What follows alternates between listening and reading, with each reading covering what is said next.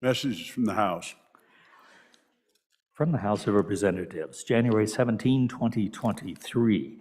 Message number 103. Mr. President, the following bills passed the House on third reading in an amended form by the votes indicated. House Bill number 5, Voter Registry List, Voter ID, and Absentee Ballots. Ayes 60, excused 2. Message number 104, January 17, 2023. House Bill number 17, State Lands Grazing of Non-Owned Livestock. Ayes 60, excused 2. Message number 107, January 17, 2023. House Bill number 16, State Land Leasing Improvements. Ayes 60, excused 2. Message number 105, January 17, 2023. Mr. President, the following bills passed the House on third reading by the votes indicated. House Bill number 29, Community College Funding Distance Education Credit Hours. Ayes 37, noes 23, excused 2. Message number 106, January 17, 2023. House Bill number 39, verifying the veteran designation on a Wyoming driver's license. Ayes 60, excused 2. Signed, Katie Talbot, House Chief Clerk. Thank you, Randy. Introduction, reading, reference to bills.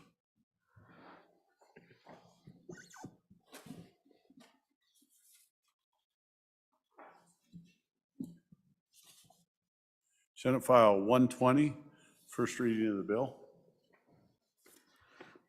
Senate File 120, Restoration of Civil Rights, sponsored by Senator Barlow. Senate File 120 is referred to Committee Number 1, Judiciary. Senate File 121, first reading of the bill. Senate File 121, Indexing Unemployment Insurance, sponsored by Senator Driscoll. Senate File 121 is referred to Committee Number 7, Corporations.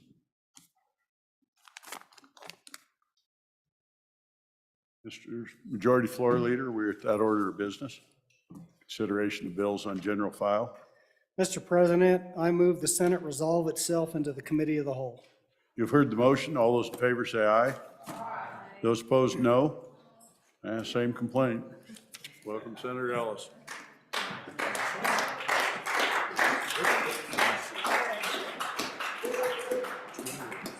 All right. Committee of the Whole will come to order.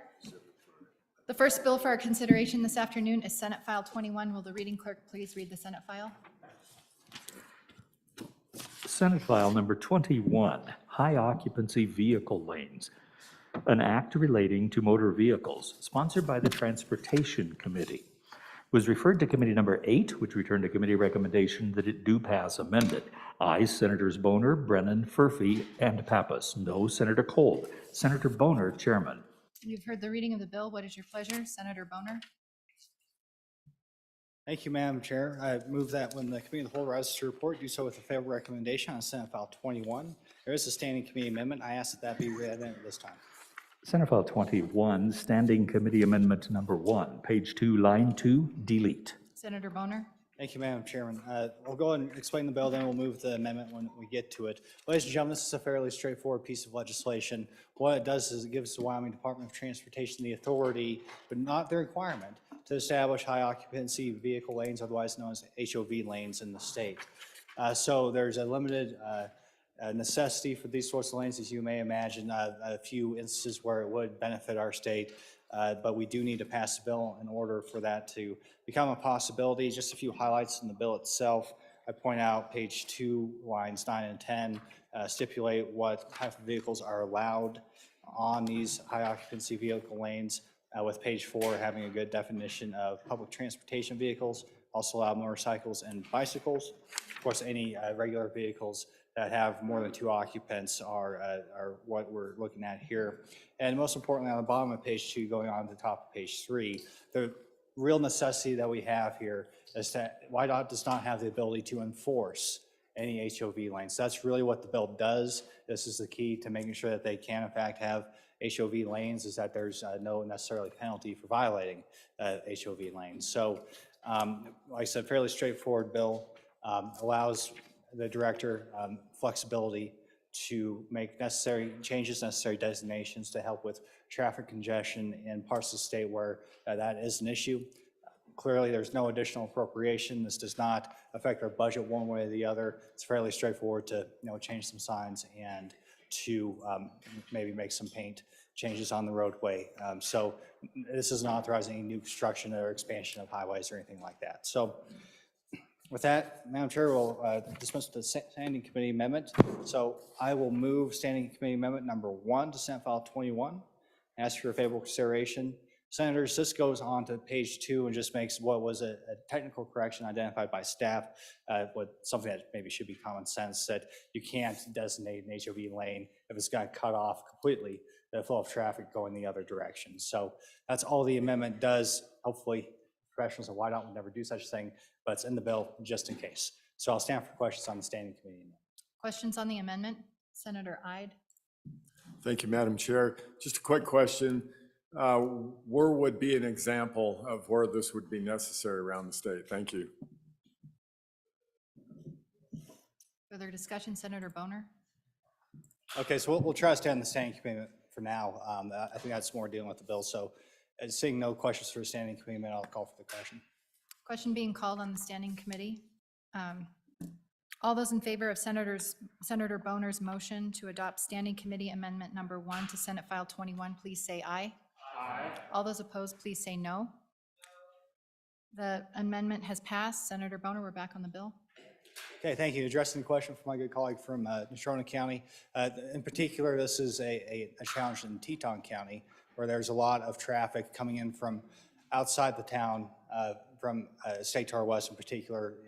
I think we're all familiar with the housing issues in Jackson Hole. So a lot of traffic going in the morning one way, a lot of traffic going out in the afternoon. And so the idea is even, if there's a turning lane even in an ultimate 3-lane highway, you'd be able to designate that turning lane as a HOV lane going either direction depending on the time of day. So that's a specific example. There's been some interest in Sweetwater County as well between our 2 municipalities in either of those 2 counties. That's the testimony we heard in committee. So one of those things where we're authorizing the department to go ahead and make this decision if they feel like it's in the best interest of the traveling public.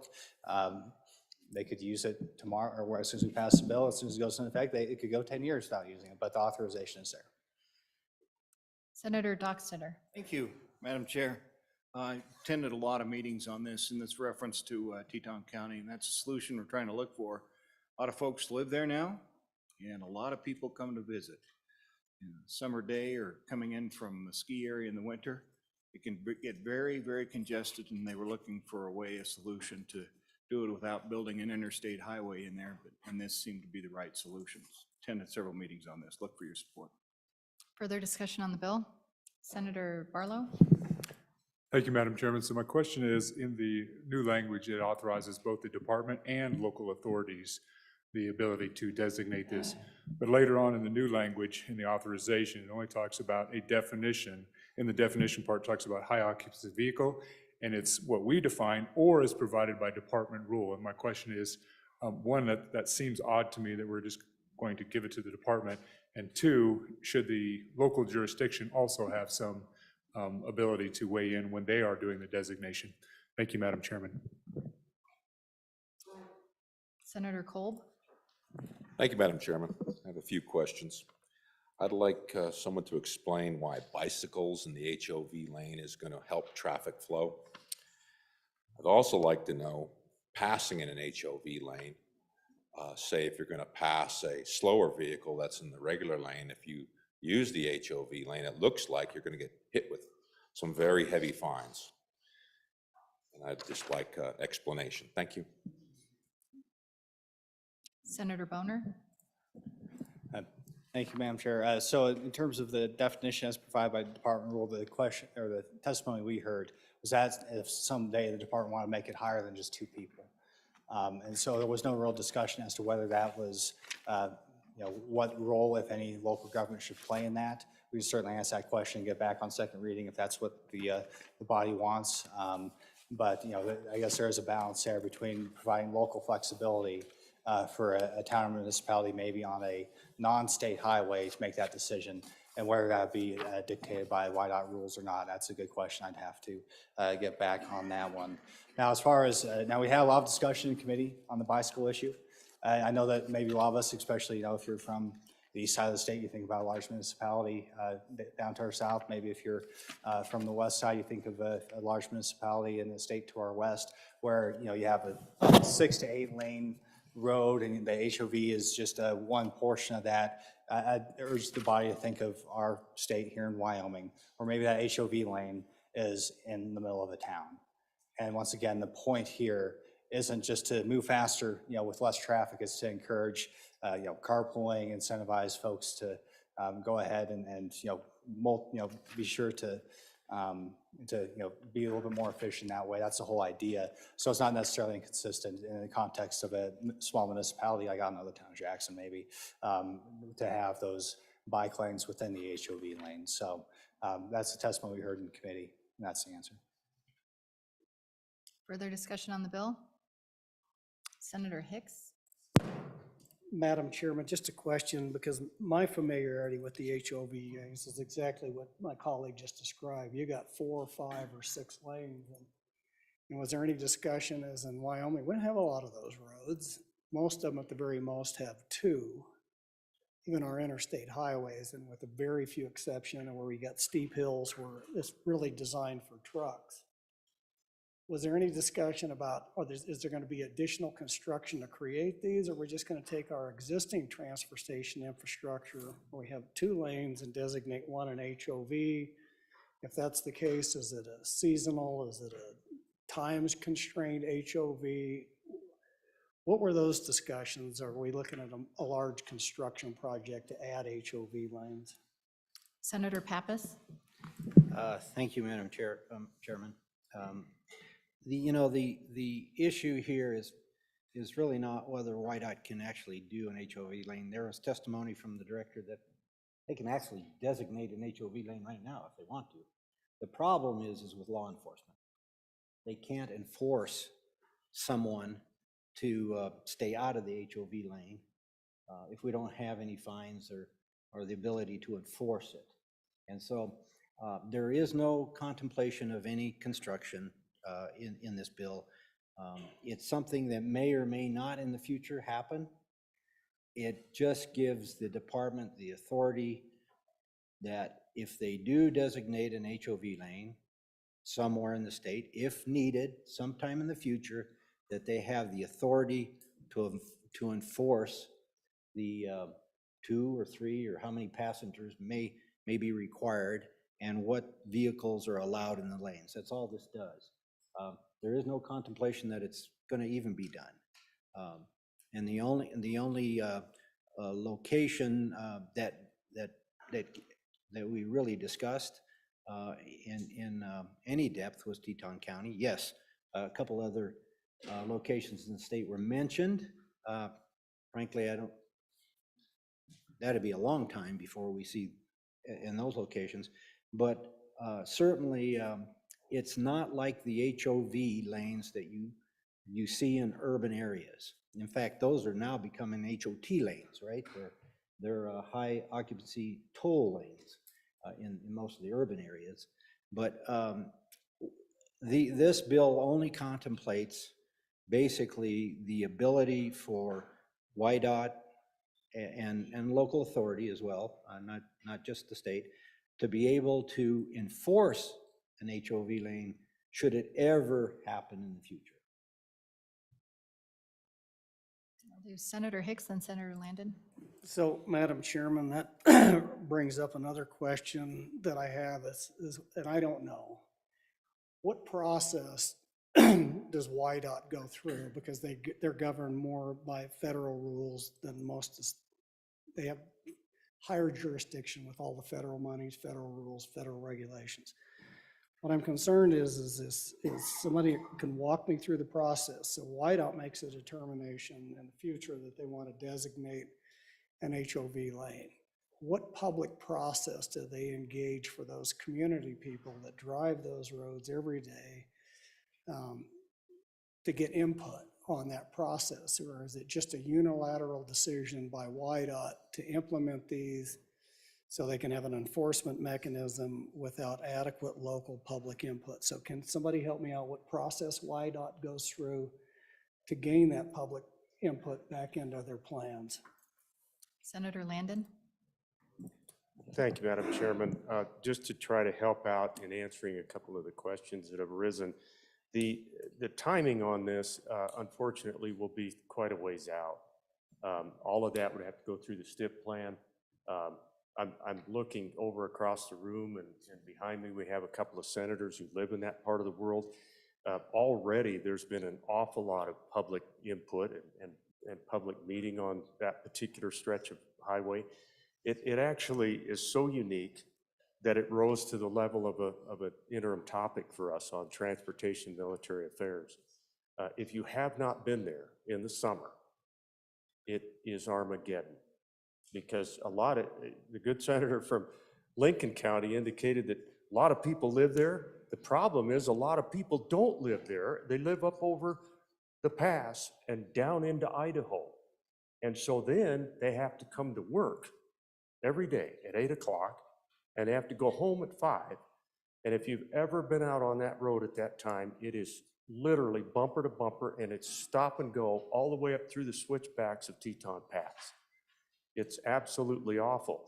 So they've already had public meetings to discuss this. The idea of an HOV lane came up during some of that process that the good senator indicated he has partaken in.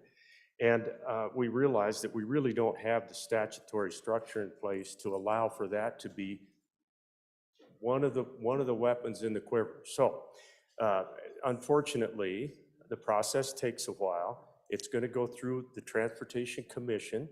As you know, Madam Chairman, the State Senate approves those members of the State Commission. And so I pretty well trust that it's going to be well vetted, and it's going to be in front of the public, especially in that part of the world. Thank you. Further discussion on the bill, Senator Kolb? Thank you, Madam Chairwoman. I guess I was looking over the fines on this bill, and how can we justify the up to $200 to $500 and the 20 days in jail up to 6 months, depending on how many offenses you have within a calendar year?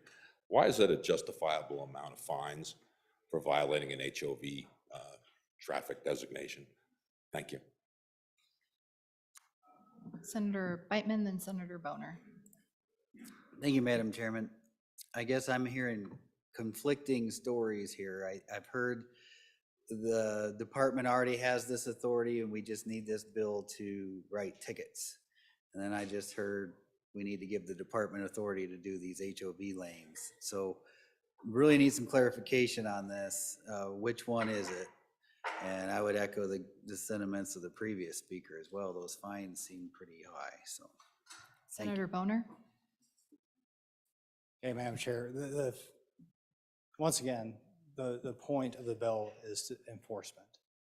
So the reality is they're not going to go out and designate an HOV lane when they have no ability to enforce an HOV lane. That would be unsafe.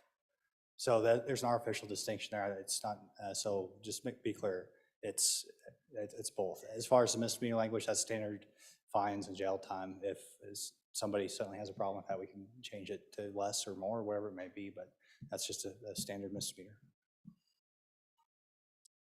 Further discussion? Are you ready for the question? Yes.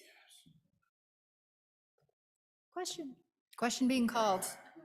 All those in favor of Senator's motion that when the Committee of the Whole rises to report that it do so with a favorable recommendation of Senate File 21, please say aye.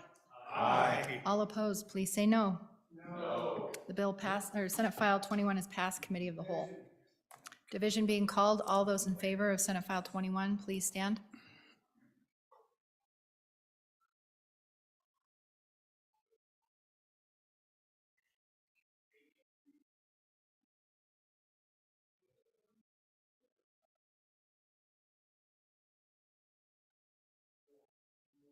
All opposed, please stand.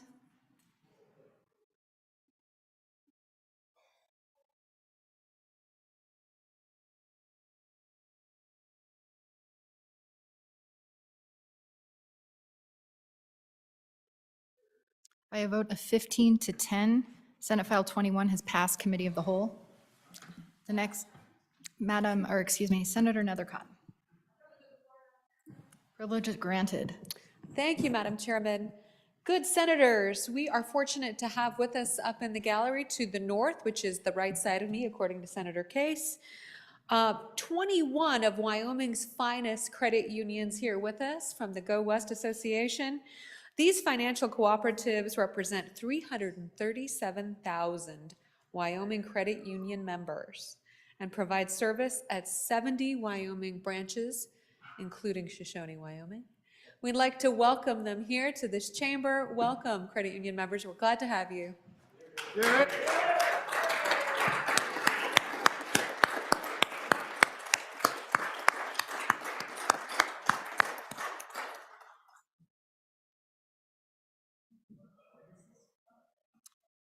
All right, the next bill for our consideration is Senate File 3. Will the reading clerk please read the Senate file? Senate File 3, Retail Liquor License Fees, sponsored by the Corporations Committee, an act relating to alcoholic beverages. It was referred to Committee Number 7, which returned a committee recommendation that it do pass amended. Ayes, Senators Barlow, Boner, Landon, and Scott. Conflict, Senator Case. Senator Case, Chairman. You've heard the reading of the bill. What is your pleasure, Senator Case? Thank you, Madam Chairman. I move that when the Committee of the Whole rises to report, that it do so with a due pass recommendation on Senate File 3, Retail Liquor License Fees. Madam Chairwoman, there is a standing committee amendment that I'd ask to be read in at this time. Senate File 3, Standing Committee Amendment Number 1, page 1, line 2, delete. Senator Case? Madam Chairwoman, I would move the standing committee amendment to Senate File 3 and would like to yield, but before I yield, I'd like to announce that I do have a conflict on this bill. I happen to own one of the finest hotel and restaurant and bars in the state of Wyoming, certainly around Lander, and I do have a conflict because I do have a liquor license. Madam Chairwoman, just to point out, this bill deals with the fees for liquor licenses, and it includes both the annual fee and the initial fees. So that's been a source of confusion, I think, even in the drafting of this bill. And Senator Landon, luckily, is going to clean all that up. Thank you, Senator Case. Senator Landon? Madam Chairman, we had a smile over in this corner of the room here a few minutes ago, remembering the good senator from Park County who used to say, if you like that previous bill, you're going to love this one. So just for a little smile. So Senator, I bring to you Senate File 3, and this was an effort by the Corporations Committee during the interim to revise and update the fees that are charged for a retail liquor license and malt beverage permit. That represents the biggest category. The liquor license that you normally hear about that goes for quite a few dollars when it is transferred to a new owner. So the standing committee amendment really represents where I want to go, Madam Chairman, because when this arrived in committee here, we recognized that the draft of the bill just did not get there. It really did not represent what I think the Corporations Committee intended. So I want to take you to the standing committee amendment, and that will, I think, suffice in explaining the bill. Down on paragraph E, which is the central to the bill, the standing committee amendment would now read as follows. The license fee to be assessed for a new retail liquor license shall be an amount determined by the local licensing authority. So that's when you first get the license. And that could be at market value. And in some of our communities, Madam Chairman, that can be rather substantial. Now, a renewal of that retail liquor license henceforth and heretofore shall not be less than $300 or more than $1,500 payable annually.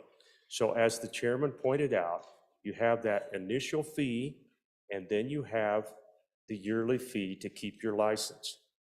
And subparagraph I merely says that the local licensing authority, the municipality or other, can prorate the issuance of that retail license so that it hits on an annual date so that they can deal with those licenses all at once. In other words, it's going to cost you for the first 6 months, and then we'll renew on a given date. So that allows for the proration of that. I hope that explanation suffices. I'll be glad to try to answer any questions. If not, I would call for question on the standing committee amendment. Thank you. Discussion on the standing committee amendment. Seeing none.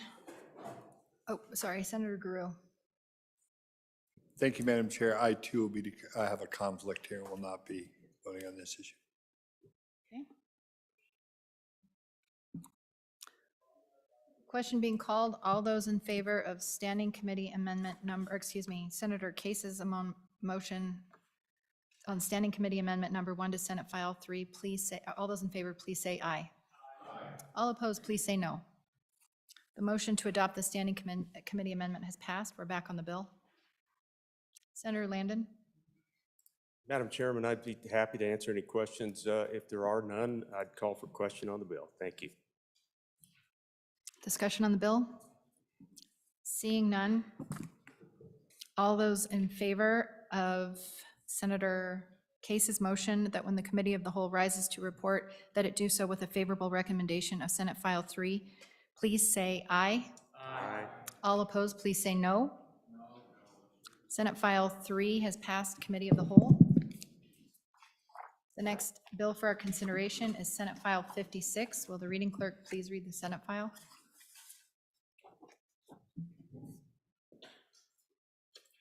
Senate File 56, prohibiting travel across private land for hunting purposes, sponsored by the Judiciary Committee.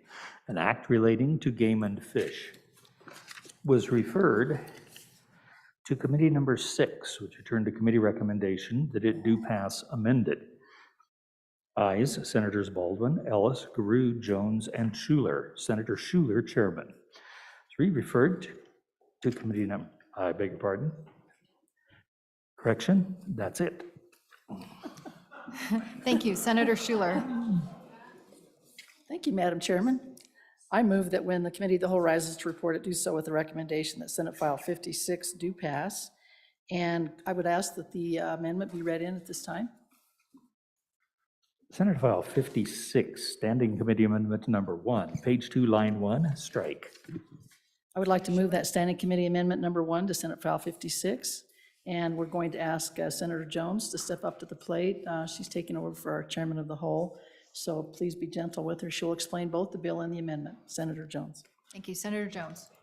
Madam Chair, I will explain the bill and then the amendment. Basically, this bill prohibits traveling through private property without permission. This is not just hunting, but fishing, collecting antlers, and trapping.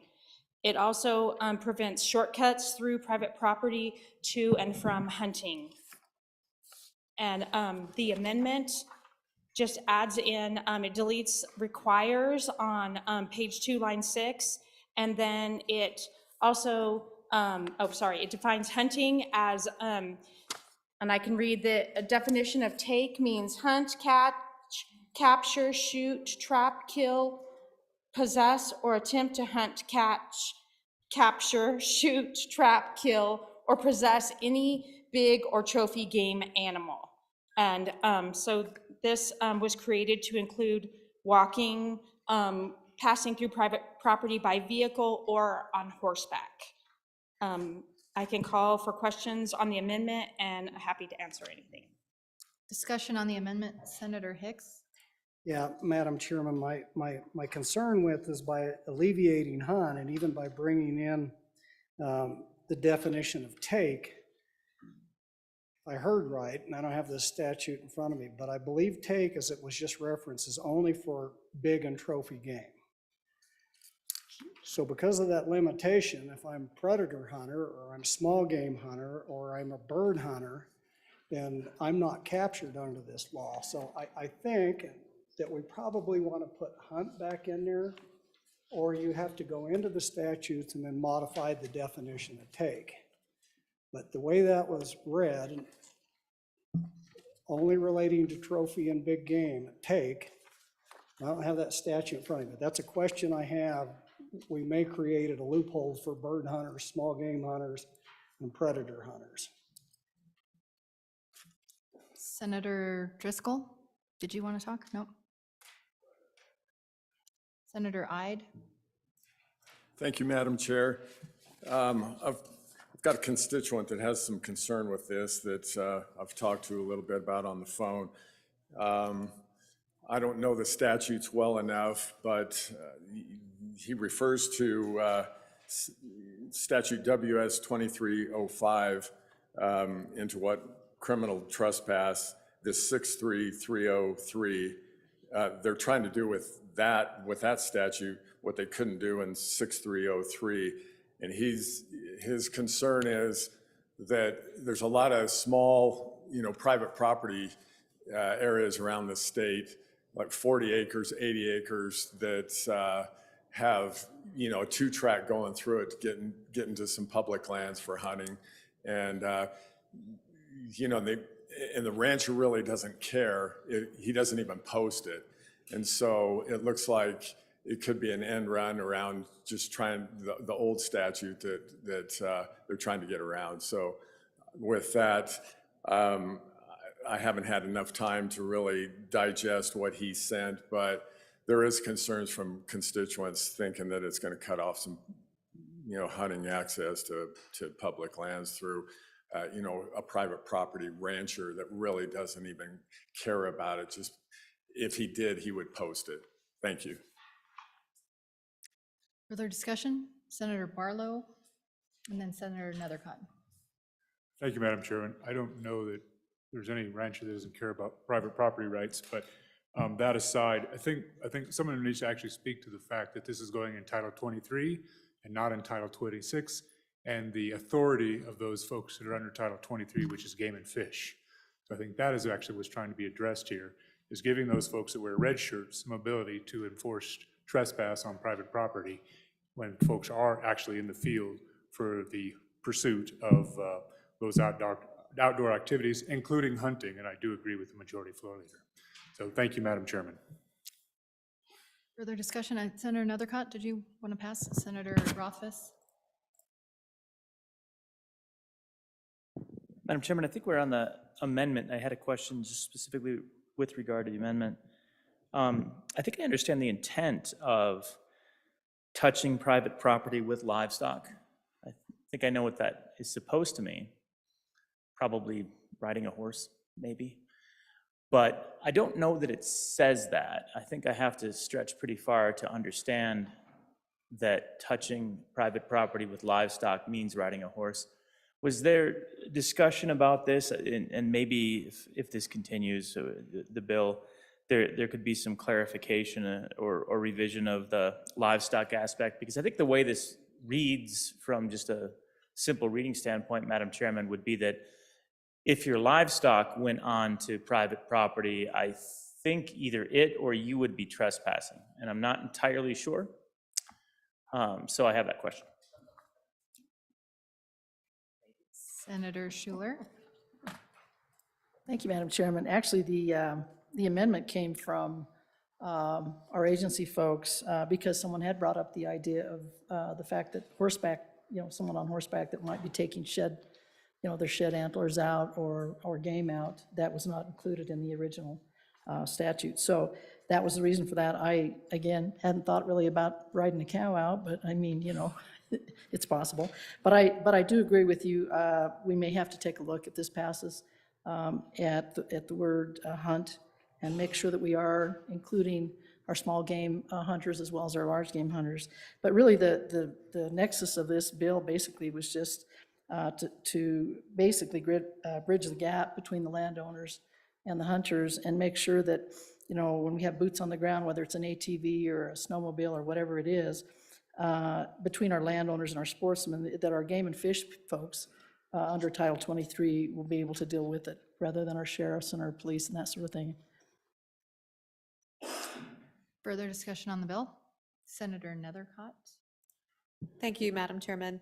On the amendment, which I believe we're still on, I share the concerns of the good senator from Bags concerning the striking of the word hunt.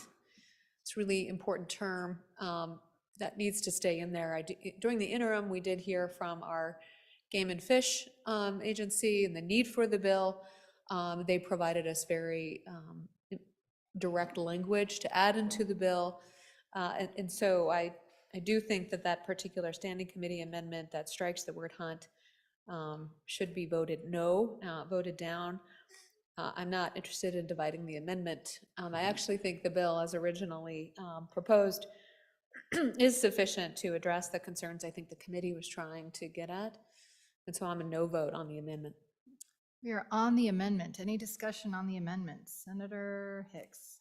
Yeah, Madam Chairman, and with regards to the use of the words livestock, it's probably important because you look at the definitions. And so if you start enumerating, it's not just horses.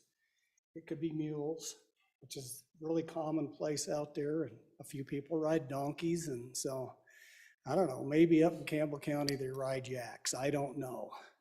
But Madam Chairman, probably livestock is appropriate because I think under the definition of livestock, it brings in all of those potential things. So that may be a good one, but again, go look at that definition of livestock and see if it's, I think it's broad enough to cover anything that anybody would want to ride. But thank you, Madam Chairman. We are on the amendment. Any further discussion on the amendment? Seeing none, all those in favor of Senator Senator Schuler's motion to adopt Standing Committee Amendment number 1 to Senate File 56, please say aye. Aye. All opposed, please say no. No. The amendment has failed. We are back on the bill. Discussion on the bill. Senator Rothfuss. Thank you, Madam Chairman. And on the bill, I guess the question I have is, I'm struggling to understand what happens if we pass this bill that didn't already happen without the bill. Is it just a belt and suspenders where maybe there was some ambiguity, or what exactly is going on with this legislation? Because as I read the original language, I interpret the original language as identical to the revised language, with the odd exception of defining travel through a return require physical touching. And so, Madam Chairman, can we walk through some scenarios of what this is curing if we pass this bill that wasn't already addressed through prior statute? Senator Scott. Madam Chairman, following on to that, when you talk about the physical touching, is this bill taking a position that in fact you can walk across a corner as long as you don't touch the parts that you don't have permission to? Is that where this bill is going? Senator Nethercott, then Senator Schuler. Thank you, Madam Chairman. This bill and all of the trespassing bills that the Joint Judiciary Committee worked in the interim has absolutely nothing to do with corner crossing. Let me repeat that. All of the trespassing bills that the Joint Judiciary did in the interim has nothing to do with corner crossing issues. So we can take it down a couple notches with that. One, it's important to know that this statutory section, as other members of the chamber have identified, the difference between Title VI trespassing, which is in the criminal code, and Title 23 trespassing, which is in the Game and Fish Code for hunting. Game and Fish officers do not have original jurisdiction to investigate crimes, and so they would not be citing anyone for trespass under Title VI and responding to those calls. They deal with game and fish. So if someone is trespassing in the act of hunting, that's their jurisdiction, and that's why there's two separate statutory sections associated with trespass in our laws, because we have limited the scope and law enforcement authority for game and fish officers in our state. And so that's the fundamental difference here and why you see it in Title 23 and the need. As you can see, if you look at the bill draft without the added language, disregarding the last sentence, which I was never fond of, but a compromised bill draft, the law was limited to only trespassing on the land if you're going to take the animal from the landowner's property. But let's say you trespassed on there, killed the animal and went off of the landowner's property, or the animal moved away onto public land. And so it encaptures all of that activity, criminal activity associated with unlawful hunting. And so the purpose of that is to fill in that gap associated with those very real circumstances where the need to travel through private property is encountered when someone is hunting. So that's the purpose. Again, the last sentence, not particularly fond of. If there wants to be a second reading amendment, I'd probably vote aye on that tomorrow. Further discussion on the bill? Senator French? Yes, thanks, Madam Chairman. As a landowner, nobody has a right to cross my property unless I give them permission. But just, this helps to clarify that, because I deal with people going across me without permission all the time. And, I know they're out there because I collect their fast food wrappers and their beer bottles, so, it's like Hansel and Gretel, the breadcrumbs in a different form. They don't have a right to cross private property. We'll do Senator Larson, then Senator Kolb, then Senator Hicks. Senator Larson, there you are. Madam Chairman, thank you. I'm a landowner also. Quite often I get hunters coming to do pheasants and such. And if they're just traveling, what the whole idea on this proposal is if they're just traveling across my ground, the Game and Fish has a difficult time saying they were actually hunting. They're not out of their car doing it. So they have a difficult time pursuing prosecution. And so then you would have to go to the criminal code, I think, I'm not a lawyer, and contact the sheriff. And the sheriff's gonna say, well, did you have signs up there so they knew that they were on your property saying do not trespass? And sometimes they might have got knocked off during the summer, so then you're in a dilemma. So the whole idea was to try to get it so it was easier to get the Game and Fish to do take care of this issue. I've had issues where I have had hunters go on my property without permission, and I guess I can say Game and Fish, you call the warden and it's taken care of that night. All you gotta say, I got their license plates, and they take care of it. So that's why I'm in favor of it. Senator Kolb? Thank you, Madam Chairman. To answer the good senator from the Ivory Tower, it's about timing, logistics, where the reality is that Game and Fish is out there looking at these issues with trespass, and they had to call in the sheriff department, which was hours away, or maybe there's nobody available. So this allows them to look at the situation and cite someone when they find them. It's basically to protect the landowner's rights for really repeated trespass. And it's basically a mechanism that allows Game and Fish to act like law enforcement would normally if you could get them there, to deal with the situation when they find it.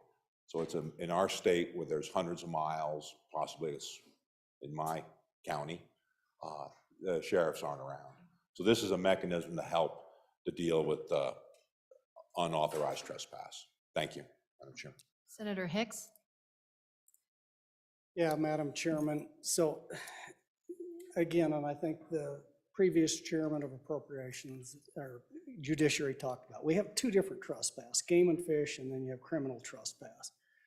Under Game and Fish trespass, when it comes back to this corner crossing, there was a case that was tested about, 6, 7 years ago, and the jury found the defendant not guilty of corner crossing for Game and Fish trespass, not criminal trespass. And so under that scenario, the department As I understand it, has not been enforcing this. But specifically why you would want that language of come back across or travel back across. So the scenario is, which is a real likely scenario, is you cross the corner, which under a game and fish trespass is currently deemed not enforceable. So you can do that. Under that scenario, which is not uncommon, somebody goes out and they're on the public domain and they find this really big elk that weighs a lot and they shoot it. It's not a trespass under game and fish trespass laws. What routinely happens is if there is a trespass, game and fish can confiscate that gun or that animal from you. And so under this scenario, you did the corner crossing, you went over here, you shot it on public land, you go, oh my God, I'm gonna be here for 3 days hauling this elk out on my back, or I can just cut across that property. Now underneath that, you'd be guilty of a trespass, but not a game and fish trespass, because you legally got there. They can't confiscate the animal because it doesn't say you can't cross back and forth. So I think this just clarifies those instances where you may have that scenario happen. So you've legally got from one corner to another. You've legally killed an animal, but then you trespass coming back. Now, under this statute, the way I understand it, the department would be able to confiscate that animal. That's the biggest deterrent you have from hunters doing that. So that's the way I think this would apply under the law, under the game and fish trespass. So I'll verify that before tomorrow, but I think that's why that's in there. Further discussion on the bill? Senator Cooper? Thank you, Madam Chairman. I appreciate the Vice President's explanation as he sees it, but it was, as we discussed this in committee, it was more along the lines of the senator from Sweetwater discussed. In my particular case, I had, this fall, I had a trespass on me. The game warden discovered it, and it was on private property. The people were out hunting. That's immaterial at this point. But he had to sit there for 2.5 hours. It's 80 miles from town out to where the property was. He had to sit there for 2.5 hours to wait for the sheriff to come so he could do a criminal trespass. This would give the warden the tool that he needs to do his job in a timely fashion. He wasted many hours that he could have been out doing other things instead of doing his job. So that's more along the lines that we were headed with the bill when we discussed it. Thank you, ma'am. Thank you. Question being called.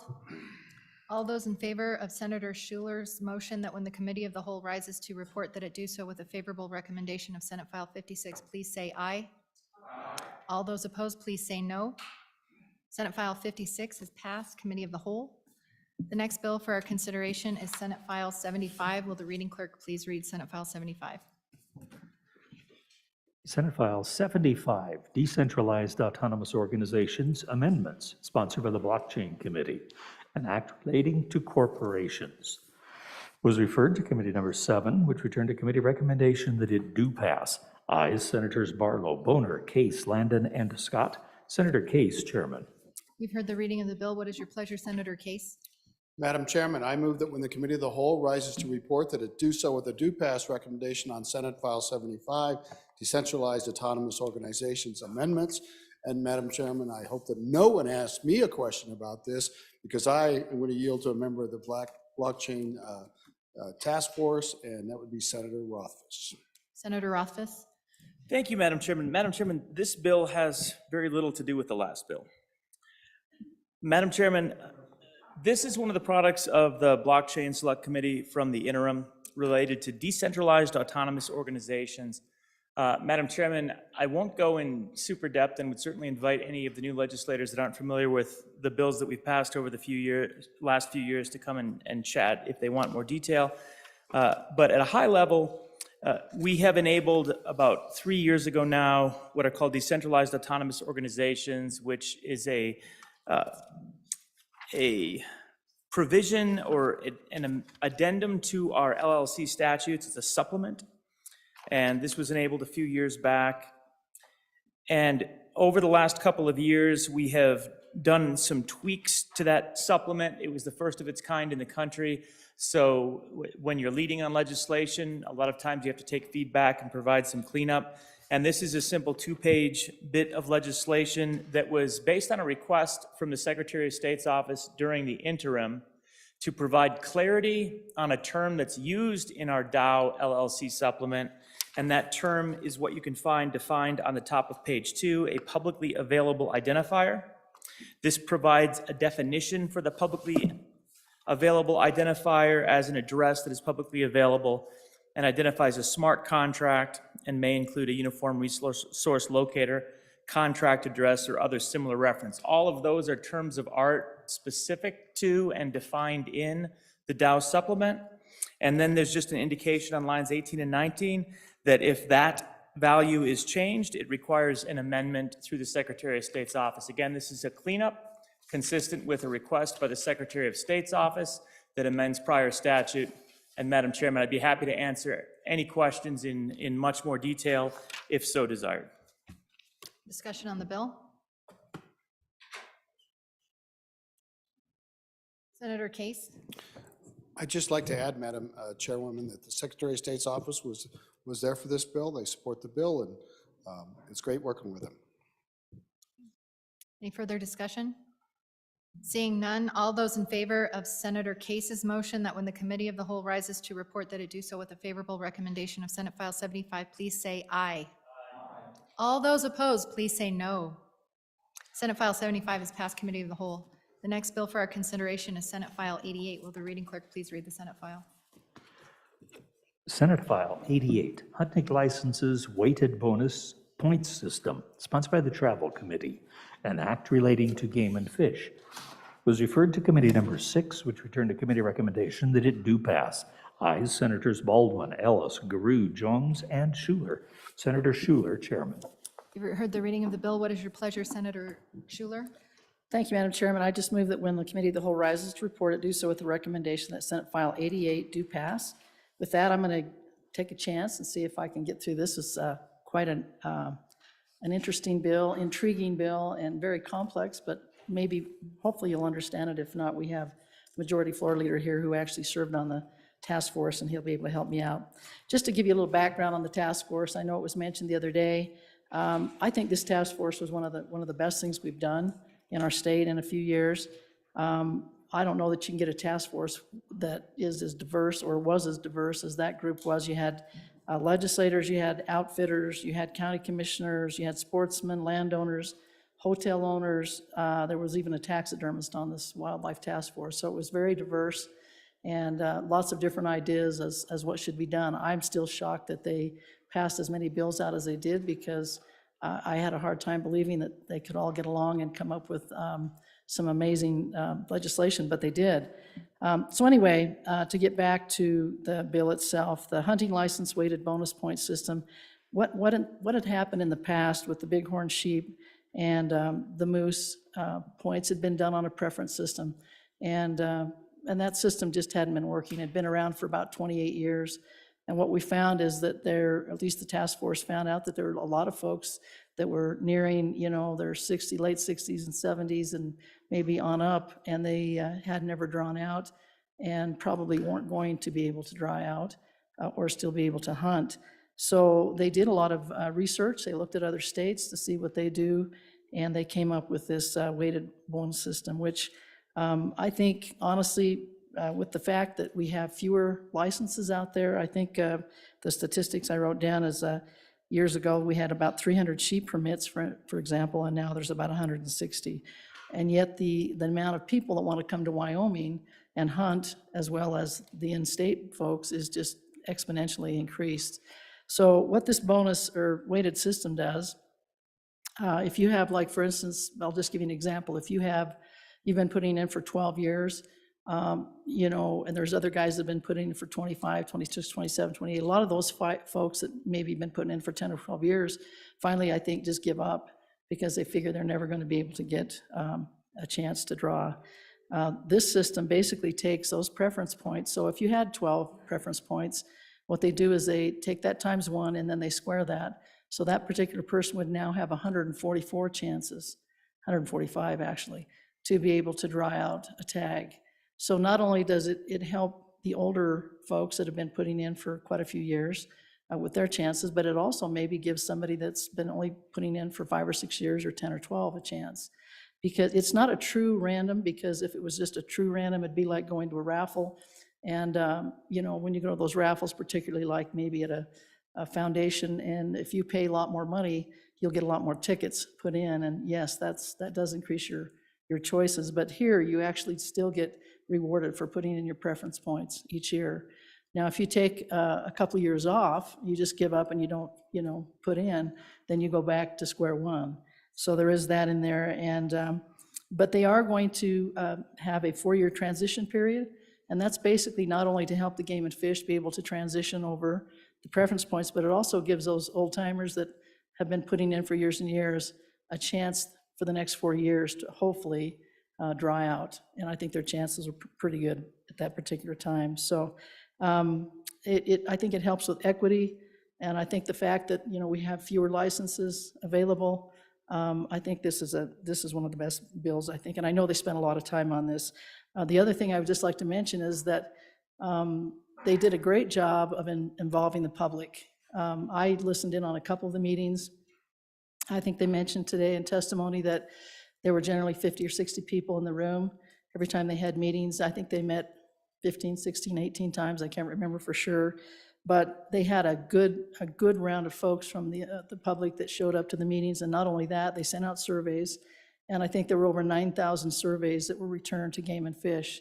About 60%, a little higher than 60% of the folks surveyed were in favor of this new system.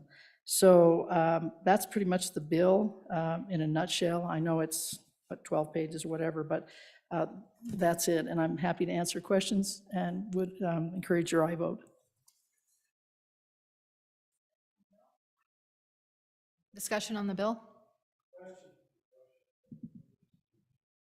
Seeing none. All those in favor of Senator Schuler's motion that when the committee of the whole rises to report that it do so with a favorable recommendation of Senate File 88, please say aye. Aye. All those opposed, please say no. Senate File 88 has passed the committee of the whole.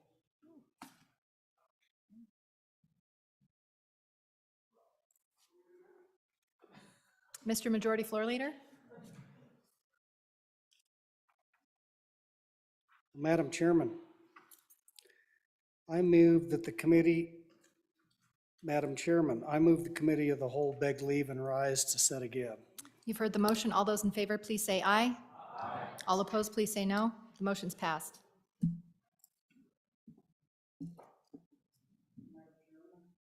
I'm done. Hold on. Madam Chairman, just to give everybody a preview of what we're going to do here, we don't have very many bills out of committee yet. What we're going to do is we're going to go back in to Senate. We're going to read in a bill. We're going to go back into committee of the whole, Madam Chairman. We'll debate that bill, and then we're going to adjourn, and then we have a safety briefing before everybody dashes out of here today. So that's the progress that we're going to do for right now. So, Mr. Vice President, the President is MIA.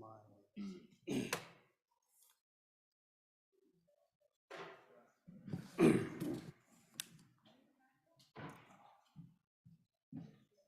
need the script.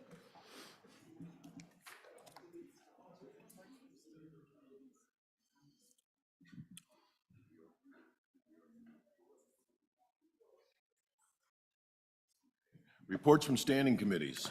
January 17, 2023. Mr. President, your committee number 3, Revenue, to whom is referred Senate File 39.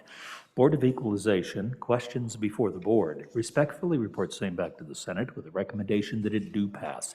Ayes, Senators Beitman, French, Ide, McEwen, and Pappas. Senator Beitman, Chairman.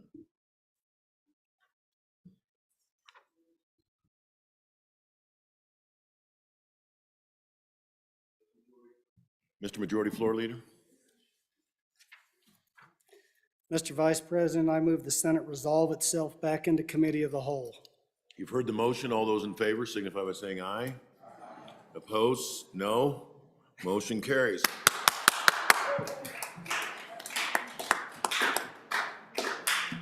Committee of the whole is back in order. Back again.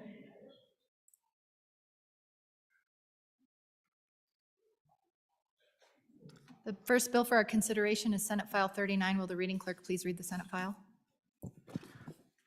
Senate File 39, Board of Equalization, Questions Before the Board, sponsored by the Revenue Committee, an act relating to the State Board of Equalization. Was referred to Committee Number 3, which returned to committee recommendation that it do pass. Ayes Senators Beitman, French, Ide, McEwen, and Pappas. Senator Beitman, Chairman. You've heard the reading of the bill. What is your pleasure, Senator Beitman? Thank you, Madam Chairman. I move that when the committee of the whole rises to report it, do so with a do pass recommendation of Senate File 39. And to describe the bill, I'll call on Senator French. Senator French. Thank you, Madam Chairman.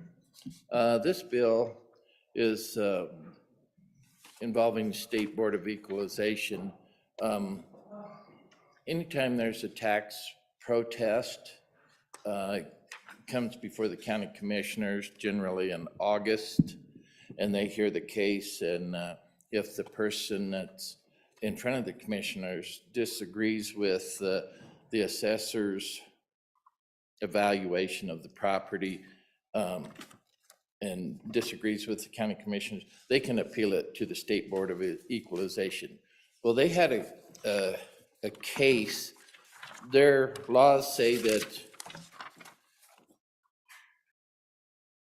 they just have to hear what the individual presents to them.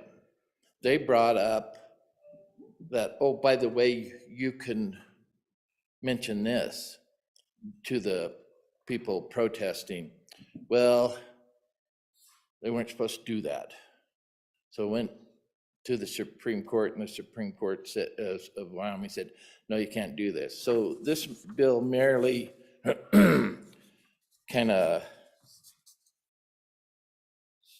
restates that. And if you'll see on page 3, it's just pretty simple. Starting on line 5, the authority of the board to decide all questions under this paragraph shall apply to questions related to the board's adjudicative and regulatory functions. When deciding questions under this paragraph, the board may address issues not raised by the parties. That's kind of the key to this. May address issues not raised by the parties and is limited to the legal interpretation presented by the parties, the board. So what that's saying is, if the person protesting doesn't bring it up, they can. So it just kind of clarifies that. Where they got in trouble by doing it, and they went to the Supreme Court and they said, you can't do that. This clarifies that, yeah, they can. Like, yeah, if you protest and you don't bring up everything, they can say, they can legally say, oh, by the way, you can bring, this is applicable, you can bring this up. So it's just kind of clarifying what the State Board of Equalization can do.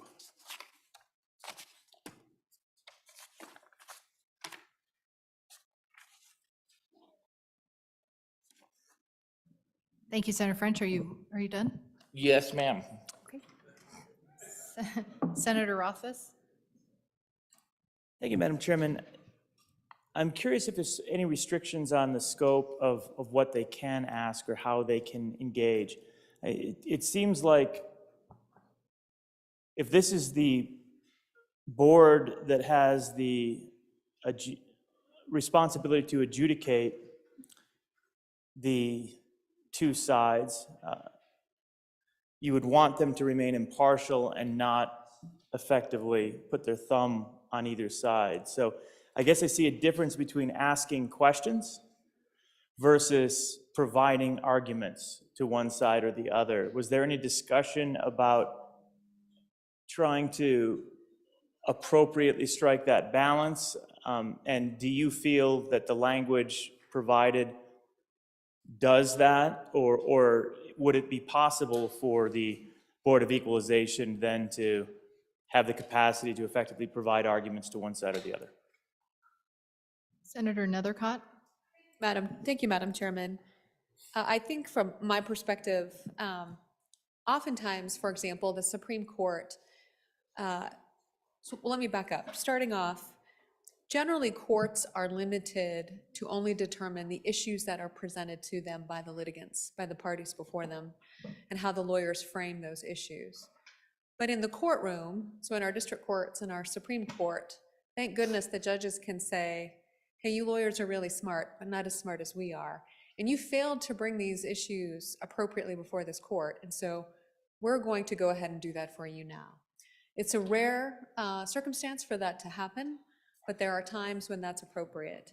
I am assuming that that is a circumstance that the Board of Equalization often finds itself in as a result of the number of pro se litigants it sees before it, which are individuals appealing their tax assessments without representation of counsel.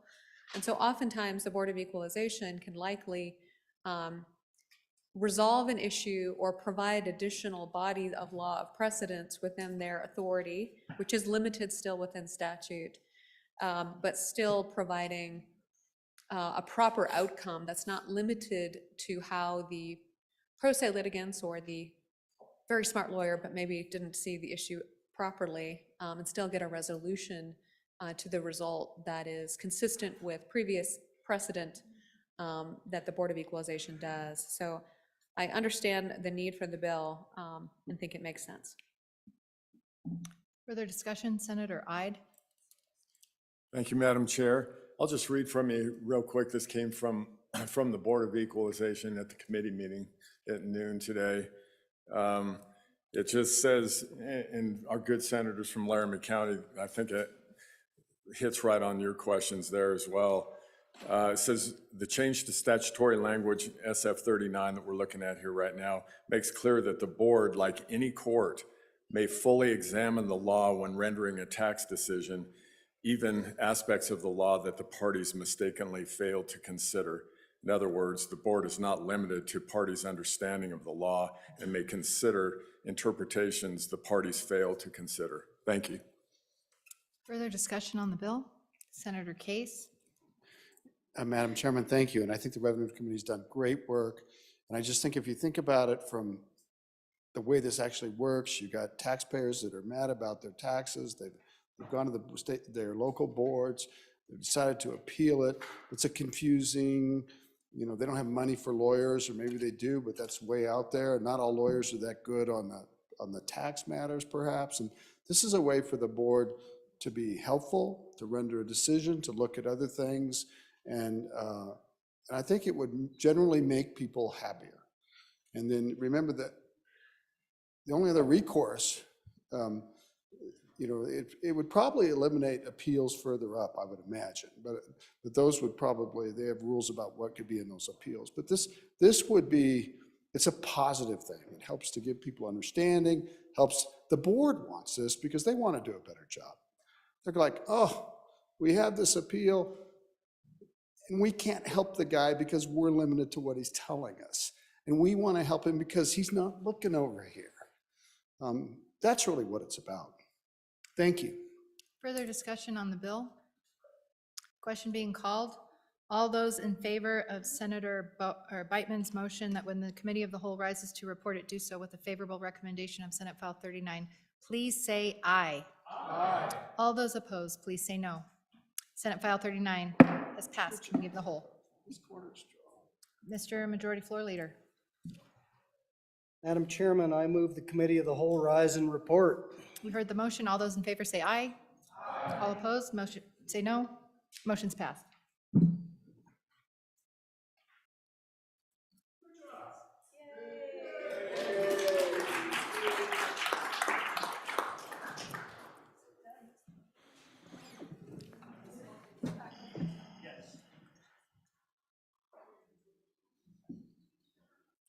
The reading clerk will read the Committee of the Whole report. Mr. President, your Committee of the Whole, having had under consideration bills on general file, begs leave to report as follows. Senate File 83, do pass amended. Senate File 99, do pass amended. Senate File 84, do pass amended. Senate File 51, do pass amended. Senate File 21, do pass amended. Senate File 3, do pass amended. Senate File 56, do pass. Senate File 75, do pass. 75, Senate File 88, do pass. Senate File 39, do pass. Senator Ellis, Chairman. Chairman Ellis. Thank you, Mr. Vice President. I move the adoption of the Committee of the Whole report. You've heard the motion. All in favor, say aye. Aye. Opposed, no. Motion carried. The report has been adopted. Mr. Majority Floor Leader. Until 10 a.m. Wednesday, January 18th, 2023. Any announcements? Senator Landon. Mr. Vice President, thank you. Your Committee 1 Judiciary will meet in approximately 20 minutes downstairs in W4 to take up Senate File 23, Treatment Courts Transfer to the Judicial Branch, Senate File 100, Designation of Spouses, Revocation upon Divorce or Annulment. Those two bills at this special time this afternoon in about 20 minutes, Mr. Vice President, and then the reminder that we will meet at 7:30 committee, the Judiciary Committee, 7:30 tomorrow morning in W4 to take up Senate File 34, trespass by. You lost your mic. Oops, sorry. Is that your way of, I'll hurry up. I was enthralled, though. I was enthralled the entire time. Senate File 54, Judges Housing Allowance, and Senate File 91, Creation of Tenancy by the Entirety. Again, that's tomorrow morning, 7:30. Senator Butler. Thank you, Mr. Vice President. Your Committee Number 8, Transportation, Highways, and Military Affairs will meet tomorrow, January 18th, upon adjournment in Capitol Center Room W2N online to consider Senate File 132, Military Dependents School Choice, Senate File 38, Special License Plates, Organ Donations, and Senate File 67, Multi-Purpose Vehicles, Disabled License Plates. Senator Baldwin. Thank you, Mr. Vice President and Mr. Majority Floor Leader. Your Committee Number 10, Labor, Health, and Social Services, likely the healthiest committee in this building, will meet tomorrow morning at 7:30 a.m. to hear Senate File 8, Essential Subsidy Payments to Behavioral Health Centers, Senate File 79, Plan of Safe Care Newborns, Senate File 94, Federal Indian Child Welfare Act codification. Again, that will be at 7:30 a.m. in Connector Room 6 and online. Senator Scott. Mr. Vice President, Committee Number 4, Education, will meet tomorrow morning at 8 a.m. downstairs in Capitol Room W110. Senate File 46, Community College Funding Inflation Adjustment. Senate File 98, Education Certificate of Completion. Senate File 114, Constitutional Instruction and Examination Requirements. And Senate File 117, Parental Rights in Education. And it's my prediction on that last bill, Senate File 117, that we'll get started, but we'll be unable to complete all our work on that bill, and we'll probably have to carry it over to the next meeting. But I hope we'll at least get started on it. Senator Schuler. Thank you, Mr. Vice President. The Senate Travel Committee Number 6, Travel, Recreation, Wildlife, and Cultural Resources will meet Public Meeting Room Number 2 on January 19th at 8:00 a.m. to look at the following bills: Senate File 41, Skill-Based Amusement Games, Authorized Locations, Senate File 106, 2023 Large Project Funding, and if time permits, Senate File 33, Defining Aircraft for Purposes of Hunting Prohibitions. Senator Steinmetz. Thank you, Mr. Vice Chairman. Your Committee Number 5, Agriculture, State and Public Lands and Water Resources, will meet at 3:35 in room W2 and online to consider the following bills: Senate File 27, Weed and Pest Mitigation Tribal Inclusion, Senate File 28, Livestock Infectious Disease Control Tribal Inclusion, Senate File 68, prescriptive easement for water conveyances, Senate File 96, omnibus water bill planning and administration, and Senate File 82, eligible water and sewer projects funding. We plan on working until we get through them, since we are adjourning early, so 3:35. Thank you, Mr. Chairman. Thank you. Senator Landon again. Thank you. Mr. Vice President, just to amend the announcement earlier, pending what we find out from our majority floor leader, I forgot that we had safety training, and I don't know how long that's going to last. So just to let the committee know, we will meet 20 minutes upon leaving the chamber after that safety training. Thank you. Thank you. Senator Steinmetz again. Thank you, Mr. Chairman. I too forgot about the safety training. So we will be 15 minutes after we adjourn from the safety training. Thank you. Senator Anderson. Mr. Vice President, your Senate Appropriations Committee will meet tomorrow morning, 8 a.m. To continue Senate File 97 and hear re-referrals on Senate File 35 and 22. We'll also have an executive session. Also at noon, the Joint Appropriations Committee will meet Wednesday, January 18th at noon. We'll hear Senate File 85, state funds streamlining transfers, Senate File 53, Wyoming National Guard medical insurance premiums, Senate File 118, fund balance calculations, federal encumbrance. That's a re-referral, I guess. We'll hear those three bills. Thank you. Thank you, Senator. Majority Floor Leader. Mr. Vice President, Rules Committee will be meeting Wednesday, January 18th at 4 p.m. State Capitol Room, W100 online. Take up Senate File 61, Legislative Review, Senate File 62, Legislative Healthcare 2. Any more announcements? You've heard the motion. All those in favor signify by saying aye. Aye. Opposed? No. Motion carries. The Senate will stand at recess till 10 a.m. tomorrow. We'll try to get that.